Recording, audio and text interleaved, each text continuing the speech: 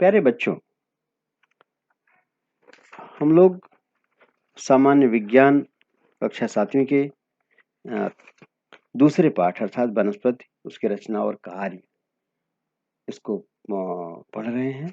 इसका एक भाग हमने देखा, दूसरे भाग की हम चर्चा शुरू करते हैं।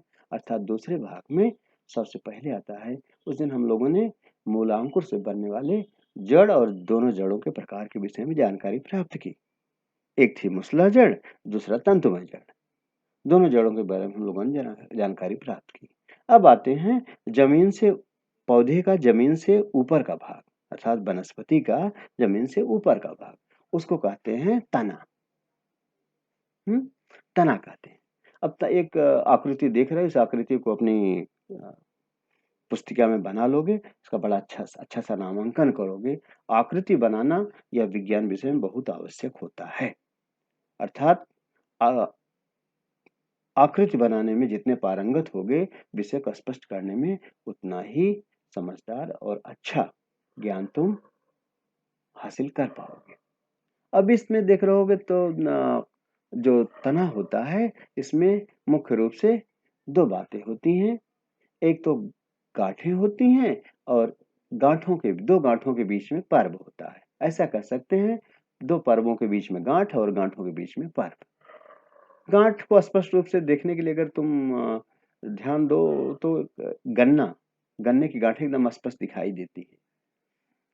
इस आकृति में एक गन्ना नहीं दिखाई दे रहा है, लेकिन गांठों को समझने के लिए गन्ने की गांठ अगर ध्यान में रखोगे तो खूब आसानी समझ पाओगे। और गांठों से ही पत्तियां निकलती हैं, गांठों से ही पत्तियां निकलती हैं, अर्थात गांठों से शाखाएं निकलती हैं, गांठों से पत्तियां निकलती हैं, गांठों से कलिकाएं निकलती हैं। जो बगल में कलिकाओं का विकास होता है, वह गांठों से ही होता है। पर्व से कोई भी दूसरा अंग नहीं निकलता है। अब जो छोटी छोटी कलिकाएं होती हैं, उनको कहते हैं मुकुल। क्या कहते हैं? मुकुल। और उसके बाद पत्ती, सब पत्तियां दिखाई दे रही हैं। पत्ती, मुकुल, और ऊपर का जो मुकुल का अगला भाग होता है अर्थात जो कलिकाएं होती हैं, वहीं से पौधे में वृद्धि होती है। अर्थात कोई टहनी बनता है तो कोई फूल निकलता है, कोई फल निकलता है, वह वहीं से पेड़ के या किसी भी पौधे के बढ़ने का अंग वही होता है। ऐसा समझ सकते हो, अगर मुकुल को तोड़ दिया जाए तो पौधा वहां से आगे नहीं बढ़ेगा, बल्कि वहीं गांठों पर से फिर नई कोपलें निकलेंगी और वहां से वह आगे बढ़ेगा। अब एक प्रात्यक्षिक दिया गया है, अगर संभव है तो इसको तुम कर सकते हो, इस टेबल पूरा कर सकते हो। जैसे गन्ना लिया गया है, गन्ने के गांठ की मोटाई कितनी होती है? अब गन्ने की गांठ की मोटाई मापने के लिए क्या करोगे? गन्ना ले लिए और उसके चारों तरफ एक गांठ के पास में एक धागा लपेट दो और धागे को फिर खोल करके स्केल पे रख दो। जितना बड़ा होता है मिलीमीटर में उसकी इकाई उसमें लिख दो, इतना मिलीमीटर है। पर्व की लंबाई, पर्व क्या होता है? दो गांठों के बीच की दूरी, दो गांठों के बीच में कितनी दूरी है उसको माप करके स्केल से माप करके उसको लिख दो कितना मिलीमीटर दूरी है। सब पास जो भी दूसरा पौधा हो, गन्ना नहीं है तो गन्ने की जगह दूसरे पौधे का नाम लिख दो और उन पौधों में भी पौधों के गांठों का मोटाई लिख दो और पर्व की लंबाई लिख दो। मेथी दिया गया है, मेथी तुम्हें मिल जाती है, ठीक है। मेथी नहीं, तुम्हारे घर में तुलसी का पेड़ लगा होगा, तुलसी का पौधा होगा, उसको देख लो। या और कोई पौधा है, उसमें गांठ के पास में धागे को नाप के देख लो कितना होता है। और दो गांठों के बीच में जो पर्व होता है, पर्व की लंबाई कितनी है इसको माप करके लिख लो। और एक दो पौधा जो तुम समझ सकते हो, जो तुम्हारे पास अवेलेबल हो, इस समय मिल सकता हो, उसमें भी इस तरह से नाप लो तो तुम्हें समझ में आ जाएगा कि गांठ क्या होती है और पर्व क्या होता है। अब आगे स्क्रीन पर एक तुम्हें चित्र दिखाई दे रहा है। तना के बाद जो कोई पौधा पहचान में आता है तो मुख्य रूप से पत्तियों से पहचाना जाता है। और पत्तियां जो होती हैं, पत्तियों के विभिन्न अंग क्या क्या होते हैं? पर्णाग्र, एकदम आगे वाला जो भाग, नुकीला भाग निकला होता है, पर्णाग्र उसे कहते हैं। पीपल की पत्ती में पर्णाग्र एकदम साफ साफ दिखाई देता है, जो आगे पतला सा लंबा सा भाग निकला होता है उसे कहते हैं पर्णाग्र। और जो किनारे का भाग है उसे कहते हैं पर्णकोर। पर्णकोर यह जैसे पपीते की पत्ती देखोगे तो उसमें पर्णकोर कटा कटा दिखाई देगा। इस तरह से करेला, उसकी पत्तियों में भी कटा कटा पर्णकोर दिखाई देगा। लेकिन पीपल, आम, जामुन, इनके पर्णकोर जो है सीधे होते हैं। नीम का पर्णकोर तुम्हें कटा कटा दिखाई देगा, नीम के पत्ती का।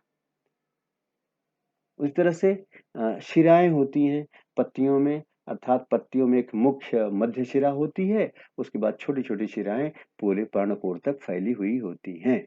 जो बीच में शिरा होती है उसे कहते हैं मध्य शिरा, मुख्य शिरा या मध्य शिरा। और पत्ती के नीचे का भाग अर्थात गांठ से जो पत्ती निकलती है उस भाग को कहते हैं पर्णाधार। क्या कहते हैं? पर्णाधार अर्थात पत्ती का आधार। और पर्णाधार से लेकर के जहां तक ये पर्ण जहां शुरू होता है उस भाग को कहते हैं डंठल। और किसी किन्हीं पत्तियों में उपपर्ण भी होता है, अर्थात पत्ती के नीचे एक दो छोटी सी पत्तियां निकली होती हैं। खासकर तुम जब नींबू का पौधा देखोगे तो उसमें उपपर्ण आसानी से दिखाई दे जाता है। उस तरह से अलग अलग पत्तियां होती हैं। पर देखो पहले एक पत्ती चित्र आकृति बनी है केले की पत्ती का, तो ये होता है अखंड, जिसे अखंड लिखा गया है।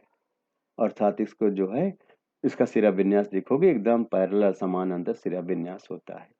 कुछ के पर्णकोर दांतेदार होते हैं, कुछ पत्तियों में, कुछ पत्तियों के खंडित होते हैं। जैसे पपीता का मैंने बताया, पपीता का जो पर्णकोर होता है वह खंडित होता है।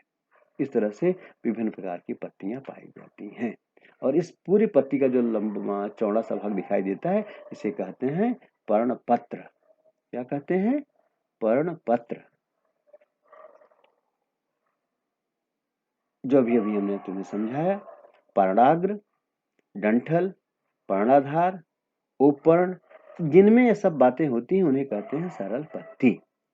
जिन सब पत्तियों में मध्य शिरा होती है और ऐसी पत्तियों को कहते हैं सरल पत्ती। कैसी पत्ती?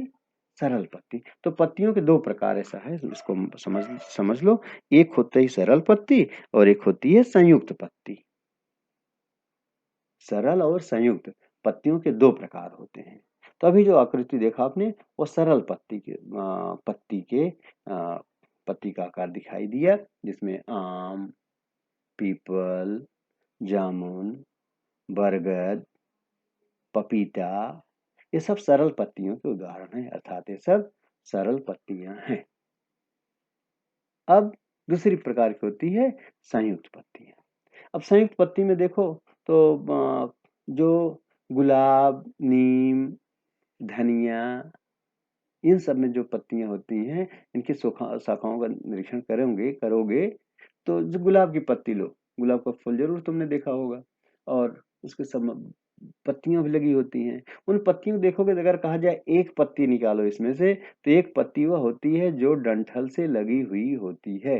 और वो आगे चल करके देखोगे 5 या 7 पत्तियों में, छोटी छोटी पत्तियों में बटी हुई होती है। तो उसको डंठल के बगल से जब तोड़ लोगे उसको, तो वो पांचों सातों को मिला करके जो होता है वो कहलाती है एक पत्ती। और इसी पत्ती को कहते हैं संयुक्त पत्ती। पत्तियों की रचना कैसी होती है? गांठों पर, पहली बात निश्चित समझ लो कि जो पत्तियां निकलती हैं, कलिकाएं निकलती हैं, फूल निकलते हैं, फल होते हैं, यह सब गांठों पर ही होते हैं।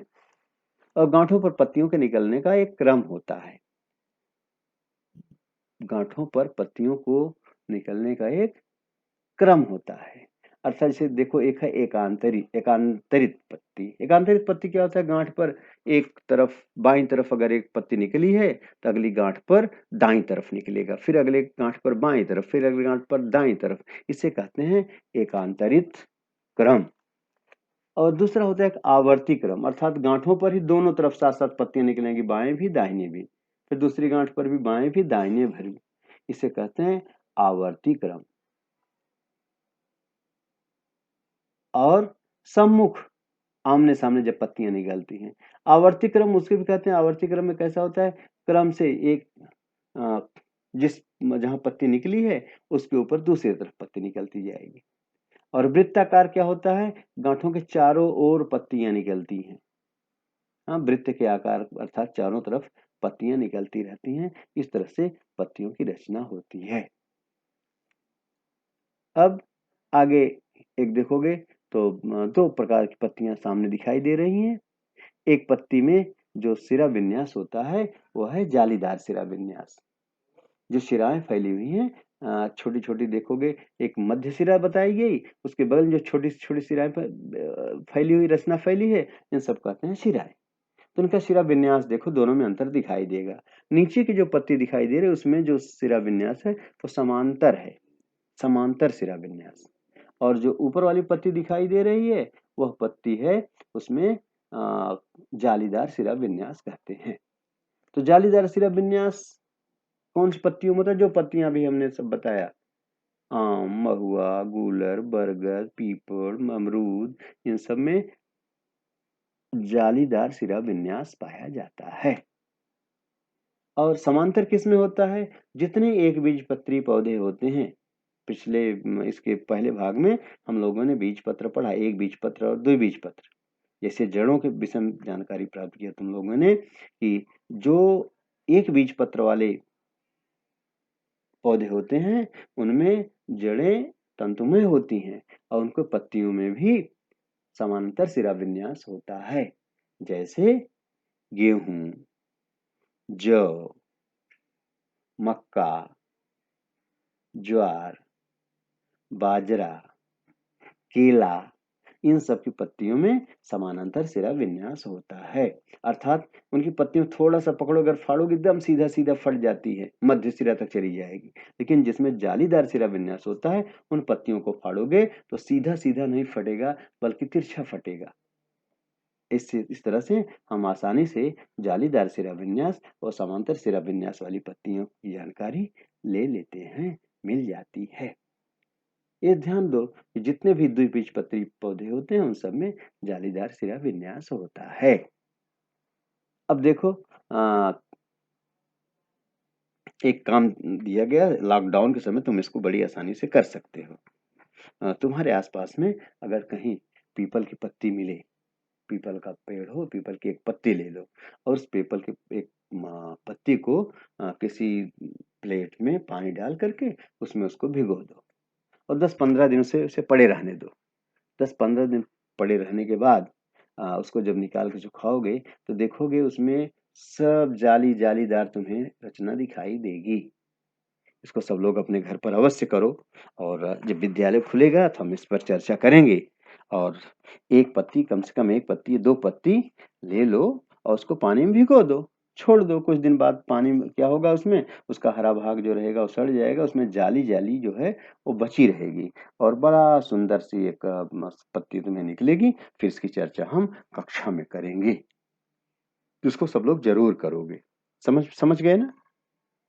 पीपल की पत्ती लो, पानी में भिगो दो, पड़ा रहने दो उसको और कुछ दिन बाद क्या होगा, पत्ती सड़ जाएगी। सड़ने का मतलब क्या होता है, उसका जो हरा भाग है वो धीरे धीरे पानी में घुल जाएगा और जो जाली वाला भाग है वैसे पड़ा रहेगा। उसको निकाल के साफ रख दो, फिर किसी किताब के पन्ने में उसको डाल के रख दोगे। फिर बाद में जब वैसे खुला रखोगे तो हवा हवा चलने से भी टूट जाएगी, बहुत नरम होता है। फिर इसको किसी पन्ने में रख दो, फिर जब विद्यालय लेकर आओगे तो उसके विषय में और जानकारी हम तुम्हें बताएंगे। अब देखो एक टेबल नीचे दिया गया है। टेबल में क्या दिया गया है, मकई, अर्थात मक्के की पत्तियों का प्रकार कौन सा है। पत्तियों कौन से प्रकार बताया हमने, दो, एक जालीदार शिरा विन्यास और एक समांतर शिरा विन्यास। तो उसमें लिखोगे जालीदार शिरा विन्यास है या समांतर शिरा विन्यास। पर्णपत्र का आकार कैसा है, पत्तियों का प्रकार में इस सिरा विन्यास बताया, सिरा विन्यास लिखोगे, पत्तियों का प्रकार लिखोगे, सरल पत्ती है या संयुक्त पत्ती है। पत्तियों के दो ही प्रकार होते हैं, सरल पत्ती, एक संयुक्त पत्ती। उनका आकार कैसा है उसको लिखोगे। सिरा विन्यास मैंने बताया, जालीदार सिरा विन्यास है या समांतर सिरा विन्यास है। पर्णकोर का आकार कैसा है, सीधा है या कटा हुआ है। पर्णाग्र का आकार कैसा है, जो पत्ती के एकदम ऊपर का भाग है, नुकीला भाग, वो कैसा है। डंठल उसमें है कि नहीं है। कुछ पत्तियों में डंठल नहीं होते, जैसे गन्ना देखोगे, गन्ने के पत्ती में डंठल नहीं होता। गन्ने की पत्तियां एकदम गांठ से जुड़ी हुई होती हैं। गन्ना जब छीलते हो देखोगे तो पत्तियों में डंठल अलग से नहीं होता। लेकिन पीपल में, आम में, बरगद में, अमरूद में, इन सब पत्तियों में डंठल पाया जाता है। तो लिखना है डंठल है कि नहीं है। उसकी तरह से लिखना उपपर्ण है कि नहीं है। अधिकतर पत्तियों में उपपर्ण नहीं होता, कुछ पत्तियों में उपपर्ण पाया जाता है। उपपर्ण क्या है, पत्ती के नीचे छोटी छोटी पत्तियों जैसी रचना पाई जाती है। और उसके बाद तने पर पत्तियों का विन्यास कैसा है। तने पर पत्तियों का विन्यास जो है, हम इसमें देख लोगे, ये जो आकृति है इसमें विन्यास दिया गया है, एकांतरित, आवर्ती, सम्मुख या वृत्ताकार। ये 4 विन्यास तुम्हें बताए गए हैं। इसको लिख करके इतना टेबल पूरा करोगे। हाँ, जो वनस्पति लिखा है, मकई, देवकली, पीपल, मदार, तो इसमें जगह पीपल को रहने देना, बाकी पौधों को निकाल करके जो पत्तियां तुम्हें आसानी से दिखाई दें, उनके उनके पौधे के विषय में लिख करके तुम इसको पूरा कर लोगे। जो भी तुम्हें पौधे दिखाई देते हैं, जो तुम्हारे बालकनी में लगे हैं, कहीं आसपास दिखाई देते हो, उन पौधों का नाम लिख करके इसको पूरा करोगे। जरूरी नहीं है कि जो पौधे इसमें लिखे गए हैं उन्हीं को पूरा करो, लेकिन ये जानकारियां तुम्हें जानना जरूरी है। पत्तियों का प्रकार कौन सा है, पर्णपत्र का आकार कैसा है, सिरा विन्यास कौन सा है, पर्णकोर का आकार क्या है, पर्णाग्र का आकार कैसा है, डंठल है या नहीं है, उपपर्ण है कि नहीं है, और तने पर पत्तियों का विन्यास कैसा है, इसकी जानकारी तुम इसमें प्राप्त करो। आओ, पौधे के जड़, तना और पत्ती, इन 3 भागों के जानकारी के बाद अगला और प्रमुख जो फूल का सबसे आकर्षक, पौधे का सबसे आकर्षक भाग होता है, उसे कहते हैं फूल। क्या कहते हैं, फूल। तुम्हारी पुस्तिका में बहुत अच्छा एक पुष्प की रचना बताई गई है, यह है गुड़हल का फूल। गुड़हल का फूल खूब देखे होंगे, इसे लाल फूल के नाम से भी जानते हैं। और गुड़हल का फूल आसानी से लगभग सभी मौसम में उपलब्ध होता है। ये गुड़हल का फूल है। पत्तियों की तरह इसकी रचना जब देखते हैं तो नीचे वाला जो भाग होता है, अर्थात जो डाली से बाहर निकला हुआ भाग कहलाता है, उसे कहते हैं डंठल। क्या कहलाते हैं, डंठल। और डंठल के बाद जो भाग, हरा भाग होता है, हरे भाग में, हरे भाग को हम कहते हैं बाह्य दल पुंज। क्या कहते हैं, बाह्य दल पुंज। अर्थात हरा रंग रचना होती है, उसके अंदर पूरा फूल जब कली के रूप में होता है तो उसी के अंदर सुरक्षित रहता है, उसे कहते हैं बाह्य दल पुंज। और इसके आधे भाग को, फूल को आधा आधा एकदम चीरा गया है कह सकते हो, आधा अर्धकाट है इसका। तो इसको, इसमें हमें नीचे अंडाशय दिखाई दे रहा है, अर्थात नीचे एक भाग होता है जो अंडाशय कहलाता है, यह मादा भाग होता है। और जो हरा बड़ा सा भाग दिखाई दे रहा है, रंगीन भाग, वो कहलाता है दलपुंज। क्या कहलाता है, दलपुंज। और ऊपर जो देखोगे 5 रंगीन भाग दिखाई देता है साफ साफ, उसे कहते हैं वर्तिकाग्र। गुड़हल के फूल में 5 बाह्य दलपुंज, 5 दलपुंज, 5 वर्तिकाग्र पाए जाते हैं। वर्तिकाग्र और 5 वर्तिकाएं पाई जाएंगी, 5 वर्तिकाग्र पाए जाते हैं। और कई परागकोश होते हैं। परागकोश और परागकोश अर्थात यह पुमंग का भाग है, इसे पुतंतु के नाम से जानते हैं। पुतंतु या पराग, पुतंतु में परागकोश होता है। वर्तिका के आगे वर्तिकाग्र होता है। और वर्तिकाग्र, वर्तिका और अंडाशय, जो है फूल का मादा भाग होता है। नर भाग को कहते हैं पुतंतु, और पुतंतु में ही ऊपर की तरफ होता है परागकोश। अर्थात इस फूल को अपनी कॉपी में खूब अच्छी तरह से बना लो, इसके नाम नाम लिखो, नामांकन करो, और सभी नामों को अच्छी तरह याद कर लो। इसमें देखो उसके सब अलग अलग भाग साफ साफ दिखाई देते हैं। जो दलपुंज हमने बताया था, दलपुंज को ही पंखुड़ी के नाम से भी जानते हो। पंखुड़ी लिखा गया इसलिए कोई भ्रम में मत पड़ो। पंखुड़ी अर्थात दलपुंज। नीचे डंठल दिखाई दे रहा है, वर्तिका और परागकोश चित्र अंकित किया गया है। और देखोगे तो पंख 5 इसमें पंखुड़ियां 5 दिखाई दे रही हैं, अर्थात दलपुंज की संख्या 5 होती है। वर्तिकाग्र भी 5 होता है इसमें, और नीचे जो बाह्य दलपुंज है हरे रंग का, उनकी भी संख्या 5 होती है। तो आज हम लोगों ने तना, पत्ती और फूल इतने की जानकारी प्राप्त की। क्या जानते हो बच्चों, जो देखते हो तो बहुत सारी तितलियां या कीड़े मकोड़े पौधों पर मंडराते रहते हैं। हाँ, जहाँ फूल खिला वहां पर ढेर सारे कीड़े मकोड़े उसके अंदर आ जाते हैं, तितलियां आकर के, भंवरे आ जाते हैं उस पर, मधुमक्खियां आकर बैठती हैं, इस फूल से उस फूल, इस फूल उससे उस फूल, आती जाती रहती हैं। जानते हो इनका क्या उपयोग हो सकता है? सोचो, उसकी चर्चा हम कक्षा में करेंगे। वह विभिन्न पौधों के फूल पर क्यों मंडराती रहती हैं, सोचो और सोचकर बताओ, नहीं तो इसकी चर्चा हम आगे करेंगे। अब एक का नीचे देखो टेबल बनाया गया है, इस टेबल को तुम्हें पूरा करना चाहिए। जैसे दिया है फूल का नाम, इसमें एक शब्द आ गया, दे दिया है टेबल तुम्हें, निदलों की संख्या। निदल अर्थात जो इसे हमने बाह्य दलपुंज कहा, जो हरे रंग का होता है, उसकी कितनी संख्या होती है। जैसे गुड़हल का फूल लिख लेते हैं तो गुड़हल फूल में निदलों की संख्या होगी 5। जुड़े हुए या स्वतंत्र, ये जो निदल होते हैं ये जुड़े हुए होते हैं। दलों की संख्या कितनी है, दलपुंज जिसे कहे हमने या पंखुड़ी कहते हो, पंखुड़ियों की संख्या गुड़हल फूल में होती है 5, और दल जुड़े हुए हैं स्वतंत्र हैं तो लिख दोगे कि स्वतंत्र हैं, पांचों अलग अलग होते, नीचे तो एक जुड़े ही रहेंगे लेकिन ऊपर पांचों स्वतंत्र होते हैं। पुमंग और जायांग का स्वरूप, पुमंग अर्थात पुष्प का नर भाग, जायांग अर्थात पुष्प का मादा भाग।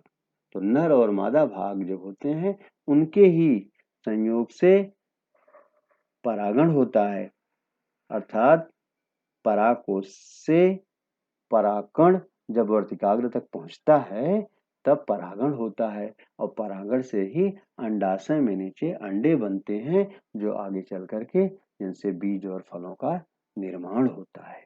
इसलिए किसी भी फूल में फल बनने के लिए इन दोनों भागों का, पुमंग और जायांग का होना बहुत जरूरी होता है।